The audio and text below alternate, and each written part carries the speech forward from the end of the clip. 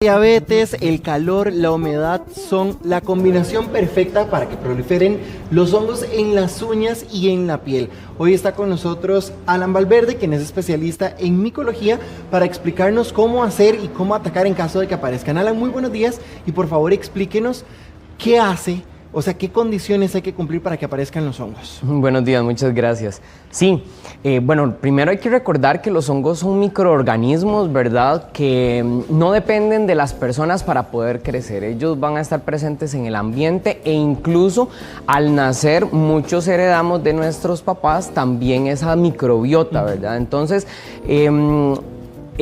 los factores que pueden hacer que desarrollemos una micosis, que es como se llaman las enfermedades que causan los hongos, van a depender de qué tanto prevengamos el contacto con ellos y qué tanto podamos limitar las condiciones para que ellos crezcan. Entonces, básicamente son 5 cosas, ¿verdad?, que hace que favorezca el crecimiento de los hongos. El dulce, ¿verdad?, que mencionabas, el azúcar, el calor o la alta temperatura, la humedad, el frote de piel con piel y el pH bajo o una mayor acidez. Doctor, ¿en qué condiciones el azúcar alto puede hacer que aparezcan los hongos? Hay 2 cosas interesantes a considerar aquí. Por una parte, la diabetes propiamente dicha, ¿verdad?, en el entendido de que es esta enfermedad que eleva los niveles de azúcar, de glucosa en la sangre, provoca que las defensas del cuerpo se vean disminuidas, o sea que la persona con diabetes tiene algún grado de inmunosupresión y al estar el sistema inmunológico un poco deprimido, esto permite que los microorganismos puedan aprovecharse y crecer con más facilidad. Al mismo tiempo, la glucosa, como nosotros la utilizamos para producir energía, los hongos también la utilizan y de hecho es la principal fuente de energía que ellos tienen. Entonces estamos combinando el hecho de darles alimento y además no tener un sistema inmunológico que nos pueda defender. Más bien darle las herramientas como para que crezcan. Por ejemplo, ¿verdad? Si tenemos las defensas muy bajas, eso podría ser el portillo perfecto para que entren y se puedan establecer. Exactamente. De hecho, la mayoría de los hongos no logran entrar en el cuerpo para causar una enfermedad. Son un pequeño grupo el que puede hacerlos y estos los conocemos como oportunistas porque bajo ciertas condiciones ellos pueden causar una enfermedad.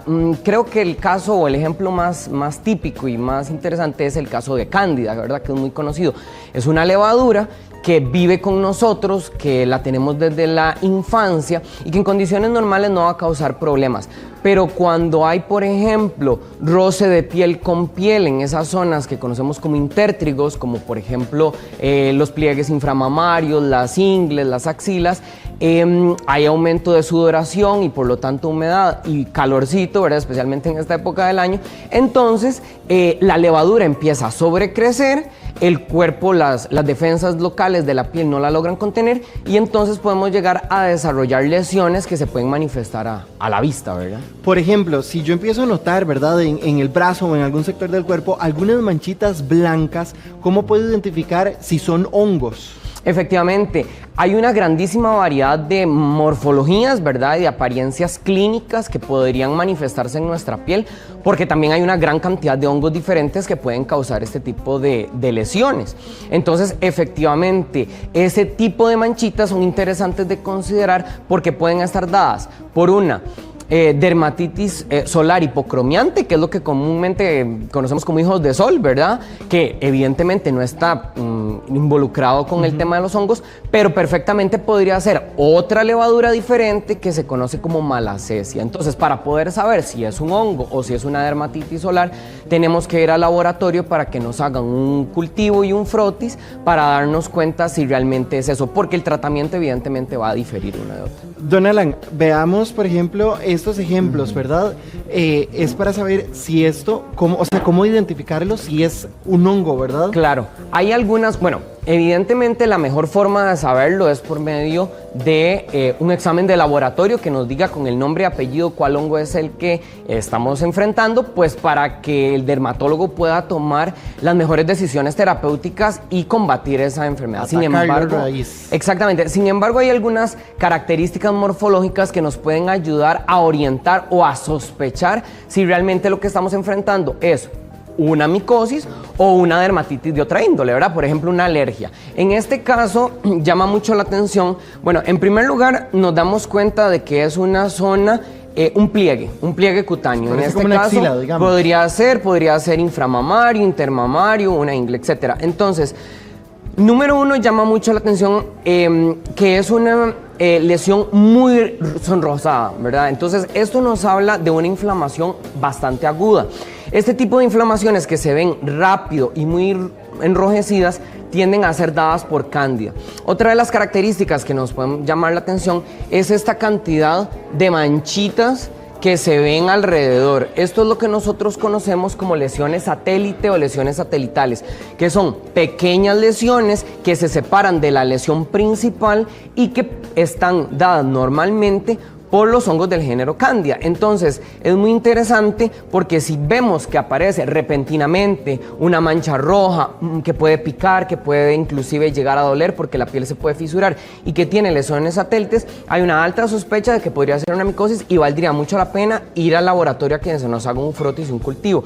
Principalmente esto lo podemos ver en adultos mayores. En el pliegue infraabdominal es muy frecuente que cuando el adulto mayor no recibe esa atención, ¿verdad?, de parte de los cuidadores, de los familiares, se acumule la humedad y se haga este tipo de lesiones. Por ejemplo, en este caso, ¿verdad?, que lo que vemos son como manchitas, podríamos decir que va arrancando, digamos, el hongo ahí a... Correcto, si lo notas con respecto a la imagen anterior, el tono de la piel no es tan intenso, no es tan enrojecido. Y esto puede ser o porque la lesión es un poco más incipiente o bien porque... en este caso puede estar dado por otro tipo de hongo que más bien es de tipo ambiental, que son los dermatofitos o los famosos yuyos. En este caso llama mucho la atención, por ejemplo, ver que las lesiones tienen una forma como de mapa geográfico. Y están separadas. Están un poco separadas, aunque siempre hay una lesión inicial que está en el puro pliegue. Estas lesiones no son tan húmedas, son más bien un poco secas, tienden a picar un poco más y suelen hacer una forma de anillo. Cuando tenemos lesiones que tienen forma de anillo, forma anular, entonces también es otra característica que nos puede llevar a sospechar de hongos.